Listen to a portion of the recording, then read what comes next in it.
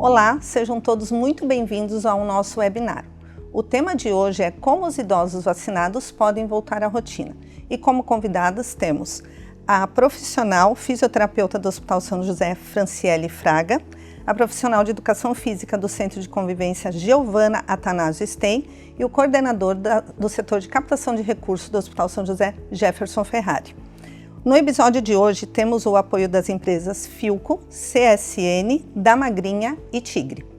Para iniciar a nossa conversa, eu convido o Jefferson para falar o que é o programa 60+, e como ele vem contribuindo para esse período de pós-pandemia. Olá, Tati, é um prazer estar com vocês nesse episódio do webinar para falar um pouco do programa 60+, que é um programa institucional do Hospital São José que vem cumprir uma lacuna de atenção para os idosos. Então, o 60+, ele é um programa institucional que vem qualificar o atendimento dos idosos dentro do hospital, pensando sempre no atendimento individualizado ao idoso. A gente pensa sempre em alguns aspectos. 60+, ele vem considerar o atendimento da equipe multidisciplinar, um atendimento individualizado, com um olhar voltado à necessidade desse paciente idoso, e também vem cumprir um espaço de melhoria, de avanço tecnológico dentro do hospital, para que esse idoso possa ter acesso ao melhor em tecnologia na área da saúde. Então, considerando isso, é um programa institucional que recebe recursos por meio do Fundo do Idoso, então ele é uma parceria público-privada que funciona muito bem, é uma parceria que vem render frutos para a comunidade. O hospital ele atende atualmente, mais de 50 mil atendimentos ano, em todas as áreas, desde a porta de entrada, a UTI, a um leito de internação. E esse idoso ele precisa dessa atenção diferenciada, mesmo sendo atendido num leito SUS. Então a gente, com o programa 60+, consegue quebrar esse limbo entre o que o SUS consegue oferecer e o que esse idoso precisa de fato no seu atendimento. Uma reabilitação mais rápida, para uma orientação familiar, para que a gente diminua o índice de reinternação desses idosos. Considerando a pandemia, é importante a gente pensar que o 60+, vem oferecer para esses idosos que trazem sequelas respiratórias por conta da Covid-19, a gente consegue ter um suporte maior, né? A gente tem aí a presença, por exemplo, da fisioterapia, da fisioterapeuta que pode acompanhar esse paciente já no leito hospitalar com uma orientação de alta para esse paciente quando ele sai do hospital. Então, o 60+, é um programa que já vem beneficiar num tempo comum, né? Quando a gente fala de pandemia, a gente consegue potencializar esse atendimento tendo equipe, tendo equipamento, tendo suporte tecnológico na área da saúde, para que você tenha uma recuperação mais rápida desse idoso e principalmente aí uma orientação familiar mais adequada, uma orientação que vai contribuir no pós-hospitalar desse idoso. Giovana, há uma relação entre o comportamento sedentário e a inatividade física, correto? Como podemos diferenciar os dois? De acordo com a Organização Mundial da Saúde, os baixos níveis de atividade física têm sido atrelados ao excesso de tempo parado. As pessoas estão ficando mais tempo parada e estão trabalhando menos o seu corpo com baixos níveis de atividade física. Evidências científicas dizem que é um mal prejudicial e é severo para a saúde do idoso. Então, é necessário que a gente pense e trabalhe em cima desses dados, que as evidências científicas mostram que o idoso precisa aumentar a movimentação, aumentar o nível de atividade física e menos tempo parado. Isso não vale só para o idoso, vale para a população em geral. Tem um pensador que diz, o Dunstan, que ele fala que menos de 30 minutos diários de atividade física para a pessoa idosa equivale a como se ele ficasse 10 horas parado em comportamento sedentário. Então é necessário que a gente aumente os níveis de atividade física e reduza o comportamento sedentário. Fran, quais as consequências do sedentarismo e a inatividade física? Então, Tati, o sedentarismo ele não é algo positivo em nenhuma das fases da vida, né? E o idoso, assim como a população em geral que desenvolve esse tipo de comportamento, acaba sendo um fator de risco para o desenvolvimento de novas doenças e até para o agravo de doenças já existentes, né? E uma das consequências que merece muita atenção, que merece uma atenção especial no idoso, é a questão da perda de massa muscular, é o que a gente chama de sarcopenia, que é uma condição que vai ser a grande responsável pela perda da qualidade de vida desse idoso. Então, esse idoso ele tende a não ter tanta disposição para realizar suas atividades do dia a dia, o desempenho para realizar essas atividades não vai ser tão eficaz, e sem contar também no risco que esse idoso tende a ter uma fratura, né, sofrer uma queda, a chance, né, de ter novas lesões é ainda maior. Jefferson, já temos alguma pergunta da comunidade? Oi, Tati, temos sim, temos a primeira pergunta aqui da Amanda, lá da Ilha da Figueira, feita pelo Instagram do Hospital São José. Ela diz aqui que meus avós permaneceram neste comportamento sedentário durante toda a pandemia. E agora, após vacinados, eles estão pensando em retornar às atividades com os exercícios físicos. E ela pergunta aqui quais seriam os exercícios mais indicados para o retorno. Bom, os exercícios mais indicados para o retorno seriam os exercícios que eles puderem fazer. Mas, pensando cientificamente, segundo os estudos, são exercícios, treinos de força, né, que vão melhorar a qualidade de vida e a funcionalidade do idoso. O ideal sempre será ter o acompanhamento de um profissional de educação física, até para a gente reduzir talvez a possibilidade de lesões ou de algum agravo mais sério. Então, o acompanhamento de um profissional de educação física é fundamental.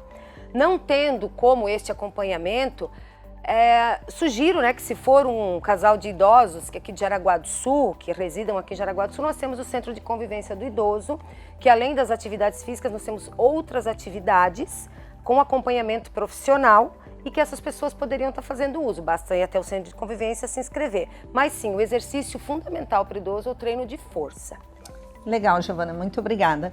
E assim, qual é a importância do exercício e atividade física na vida do idoso? Bom, Tatiana, de acordo com o Guia de Atividade Física para a População Brasileira, que é um caderno do Ministério da Saúde que saiu agora em 2021, é combater as doenças crônicas não transmissíveis, as DCNTs, como obesidade, problemas respiratórios crônicos, hipertensão. Um estudo mostra que 72% das doenças crônicas não transmissíveis são responsáveis pela mortalidade no nosso país. Então, é necessário que a gente tenha uma atenção muito especial ao redor dessas doenças crônicas e trabalhe essa parte preventiva.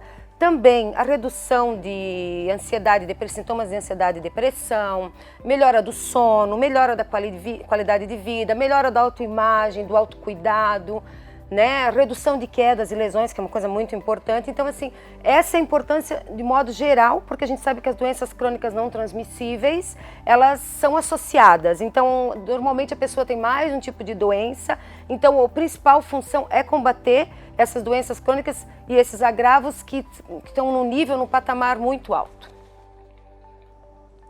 Fran, conta pra gente o impacto que a pandemia e o isolamento social na funcionalidade do idoso. Então, primeiro a gente tem que entender o que seria essa funcionalidade, né? A funcionalidade, ela é a capacidade que a gente tem de realizar nossas atividades do dia a dia. Então, tomar banho, vestir uma roupa, ir ao mercado fazer compra, ir ao banco. Então, desde atividades mais básicas até a mais complexa. E com o início aí da pandemia da Covid-19, foi necessário realizar o isolamento social, né? E sem dúvidas o público que mais sofreu com isso foi o idoso. Muitos deles ficaram em torno aí de 1 ano a 1 ano e meio até sem sair das suas casas, então acabou que isso gerou um impacto muito grande e muito negativo na funcionalidade desses idosos, né? Porque muitos frequentavam espaços de lazer, espaços para fazer uma atividade esportiva, então devido às restrições, essas atividades elas foram interrompidas. E embora muitos deles até tinham cuidadores, familiares em casa que até tentavam estimular eles de alguma forma a ter essa rotina de exercícios em casa, a gente sabe que para ninguém foi uma tarefa fácil realizar exercício em casa, né? Seja por falta de espaço, aí pensando no idoso, a falta de um profissional para orientar esse exercício de uma forma correta e também um dos principais motivos aí que foi a falta de motivação, né? A gente percebeu que idosos eles acabaram ficando muito menos ativos, né, durante a pandemia, e isso acabou que gerou um impacto muito grande aí, que a gente observa agora, na pós-pandemia, que eles não conseguem realizar atividades básicas que eles realizavam antes com mais facilidade. Fran, realmente foi um período bem desafiador, né, para os nossos idosos. Muito obrigada. Jefferson, a gente tem mais alguma pergunta da comunidade?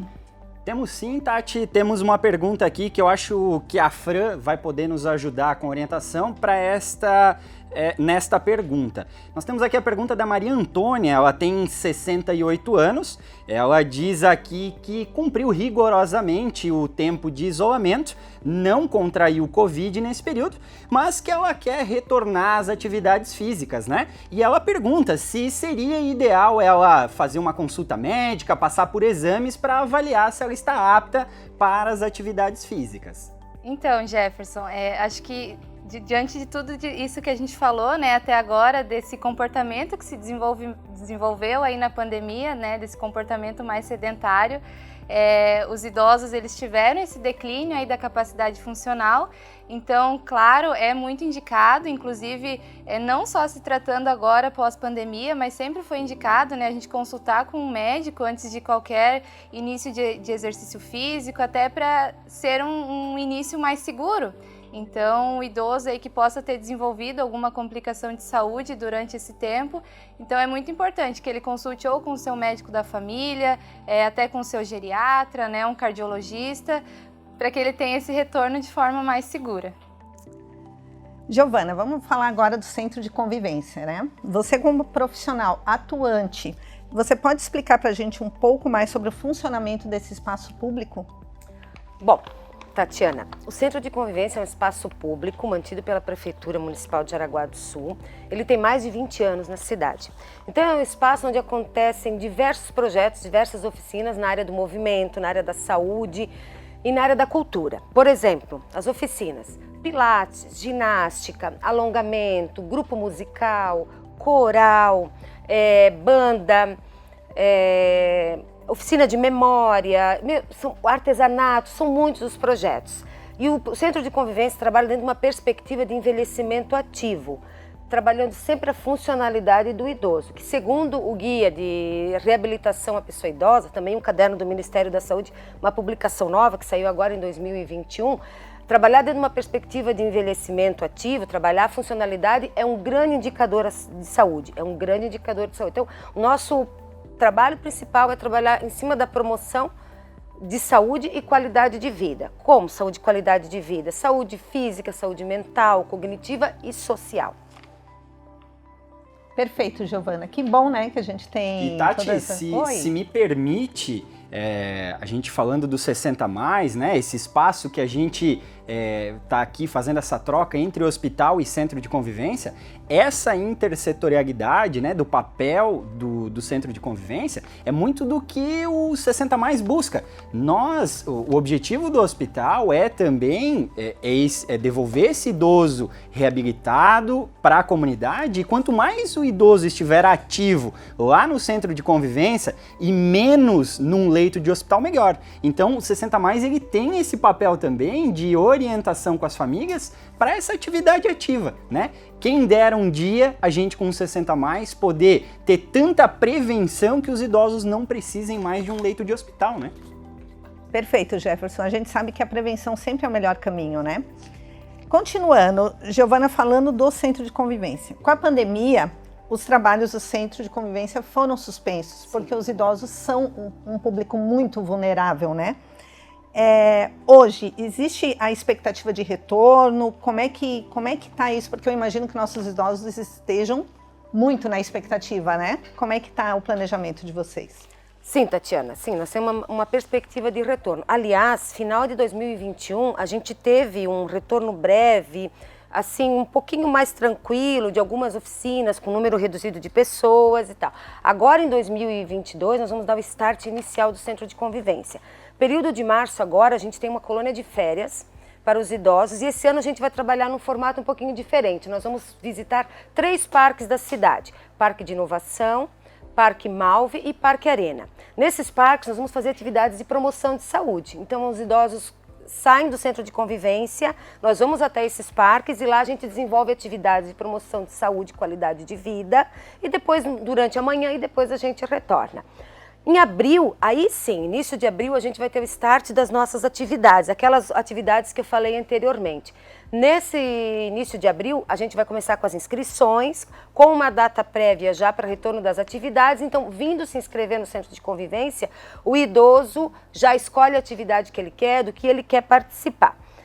Muito importante, para fazer as inscrições no centro de convivência, qualquer idoso residente de Jaraguá do Sul, mais de 60 anos, é necessário a carteirinha de vacinação com esquema vacinal contra a Covid completo, documento de identificação, comprovante de residência, é muito importante também, e o uso de máscara, porque até então a gente está com o decreto vigente do Estado, então as pessoas têm que usar máscara, os idosos em especial, e nós também, os servidores, e também o uso de álcool em gel, que está à disposição sempre no nosso setor e nossas atividades. Legal, Giovana. Então, idosos, né, já sabem, a partir de março, abril, se programarem aí para as próximas atividades do Centro de Convivência. Aproveitando, Fran, como é que a família ou o cuidador de idoso pode incentivar ele a retomar as suas atividades esportivas e sociais de forma segura? Então, Tati, agora, né, com nossos idosos vacinados, a gente pode estar aí retornando ao nosso novo normal, né, retornando tanto às nossas atividades de lazer quanto atividades esportivas.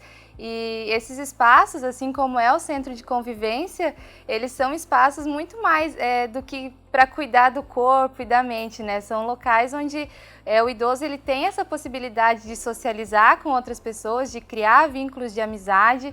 Então, muitos idosos ainda têm esse receio de estar saindo das suas casas, né? Então, nesses casos, a família vai ter que ter paciência, conversar com esse idoso, mostrar que ele precisa ir retomando a sua vida aí, né?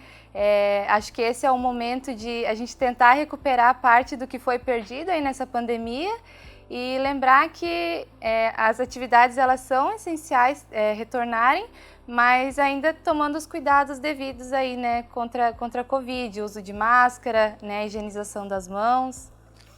Muito bem, Fran, muito obrigada. Jefferson, a gente tem mais alguma pergunta que enviaram? Temos sim, Tati, e acredito que as meninas vão poder contribuir muito, porque essa é uma realidade, acredito, de muitas famílias aí nesse período de pós-pandemia. Nós temos a pergunta do Eduardo. A mãe dele passou por um período de hospitalização recente, retornou para casa, está bem, graças a Deus, porém ela está aderindo às atividades físicas. E ele pergunta aqui de que forma e que tipo de atividades eles podem estar estimulando para que ela faça em casa. Pensando em todo esse processo aí de hospitalização que acaba fazendo com que o idoso ele tenha esse declínio, né, da funcionalidade, aí, essa perda de força muscular, que é algo muito comum, né, em pacientes que passaram por esse processo.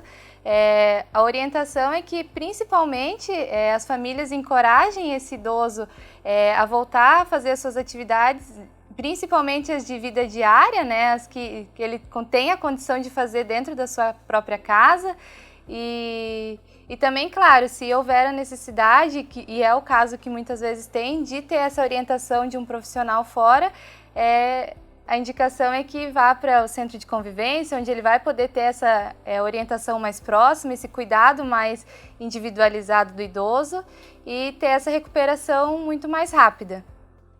Complementando a fala da Fran, que é muito pertinente, mas é muito importante também a manutenção das atividades da vida diária, das atividades instrumentais da vida diária, caminhando, movimentando, exercícios de sentar e levantar, por exemplo, com todo cuidado. Isso tudo depende, óbvio, da condição do idoso, né? A gente tem que pensar, né, Fran, nesse sentido. Isso tudo depende muito da condição que o idoso está.